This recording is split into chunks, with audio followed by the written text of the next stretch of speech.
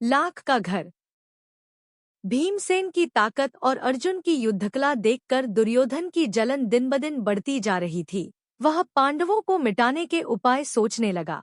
उसकी इस योजना में उसका मामा शकुनी और मित्र कर्ण उसका साथ दे रहे थे। वृद्ध धृतराष्ट्र बुद्धिमान थे और उन्हें अपने भाई पुत्रों से प्रेम भी था, परंतु अपने बेटों से उनका मोह कहीं अधिक था। उनमें निर्णय लेने की क्षमता की कमी थी और वह किसी बात पर स्थिर नहीं रह पाते थे। वह अपने पुत्र दुर्योधन पर नियंत्रण नहीं रख सके, इसलिए सब कुछ जानते हुए भी उन्होंने उसी का पक्ष लिया।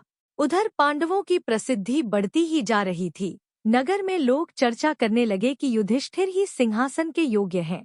लोगों का कहना था कि चूंकि धृतराष्ट्र जन्म से दृष्टिहीन थे, इसलिए पांडु ही राजा बने थे। पांडु की अकाल मृत्यु के बाद और पांडवों के छोटे होने के कारण कुछ समय के लिए धृतराष्ट्र ने शासन संभाला।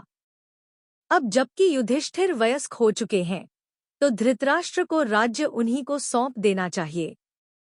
जनता की राय थी कि भीष्म को आगे आकर युधिष्ठिर को सत्ता दिलानी चाहिए, क्योंकि वही न्यायपूर्वक शासन कर सकते हैं। जैसे जैसे पांडवों की प्रतिष्ठा बढ़ती गई, दुर्योधन भीतर ही भीतर और कुंठित होता गया। एक बार वह धृतराष्ट्र से अकेले मिला और बोला, पिताजी, नगर में लोग तरह तरह की बातें कर रहे हैं। आप बचपन से नेत्रहीन थे, इसलिए सत्ता चाचा पांडु को मिली। अब यदि युधिष्ठिर को गद्दी मिल गई, तो हमारा वंश कभी राजगद्दी तक नहीं पहुंच पाएगा। हम यह अपमान नहीं सह सकते।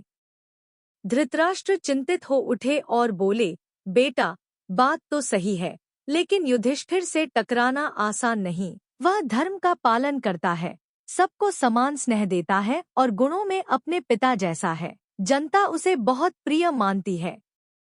दुर्योधन ने तुरंत कहा, पिताजी, आपको कुछ नहीं करना है।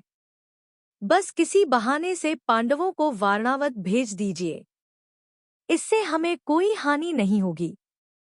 दुर्योधन ने अपने पिता पर और दबाव डालने के लिए कुछ चालाक लोगों को अपने पक्ष में कर लिया, जो समय समय पर धृतराष्ट्र के पास जाकर पांडवों के खिलाफ बातें करते थे। इन लोगों में कर्णिक नाम का एक ब्राह्मण प्रमुख था, जो शकुनी का सलाहकार था। उसने राजनीति के अनेक दृष्टांतों के माध्यम से धृतराष्ट्र को समझाया कि जो सामर्थ्यवान है वही श्रेष्ठ होता है। उसने यह भी कहा कि पांडव शक्तिशाली हैं और यदि समय रहते सतर्क न हुए तो पछताना पड़ेगा। इसी बीच दुर्योधन फिर आया और बोला, पिताजी, यदि आप पांडवों को किसी बहाने वारणावत भेज दे तो हमें राज्य पर नियंत्रण पाने का अवसर मिल जाएगा। बाद में वे चाहें तो लौट सकते हैं। दुर्योधन और उसके समर्थक धृतराष्ट्र को लगातार समझाते रहे, जिससे अंततः वे दबाव में आ गए और बेटे की बात मान ली। फिर वारणावत की प्रशंसा करते हुए पांडवों को वहां जाने के लिए प्रेरित किया गया। उन्हें बताया गया कि वहां एक बड़ा मेला लगने वाला है, जो देखने लायक होगा। पांडव भी उत्साहित हो उठे और धृतराष्ट्र से वहां जाने की आज्ञा मांगी। राजा की अनुमति मिलते ही पांडव प्रसन्न हुए और भीष्म आदि से विदा लेकर मां कुंती के साथ वारणावत के लिए रवाना हो गए। जैसे ही दुर्योधन को यह ज्ञात हुआ, वह अत्यंत प्रसन्न हुआ और कर्ण तथा शकुनी के साथ बैठकर पांडवों को समाप्त करने की योजना बनाने लगा। उसने अपने विश्वस्त मंत्री पुरोचन को बुलाया और उसे गुप्त योजना समझाई।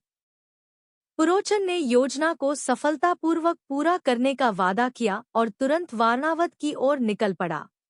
वह पांडवों से पहले वहां पहुंच गया और एक ऐसा भवन बनवाया जो बाहर से तो सुंदर था, लेकिन भीतर से अत्यंत ज्वलनशील वस्तुओं, लाख, तेल, मोम, घी आदि से तैयार किया गया था। यदि पांडव पहले पहुंच जाते तो उनके अस्थायी निवास के लिए दूसरी जगह की व्यवस्था भी कर दी गई थी।